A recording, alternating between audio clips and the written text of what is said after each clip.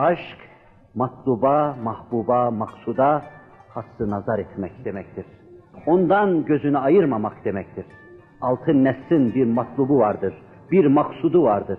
Hz. Muhammed Aleyhisselatü Vesselam'ın maksudu, Allah'ın maksudu, Kur'an'da anlatılan derin, külli, şumullü ve bütün dünyayı, bütün kevn-ü mekanı, bütün zaman, bütün istikbali ve bütün maziyi içine alacak büyük hakikat. Hakiki insanlık hakikati, Kur'an'a göre insanlık hakikati. Altın nesil bunu tahakkuk ettireceği ana kadar durmayacak, dinlenmeyecek, her türlü mehaleti iktiham edecektir.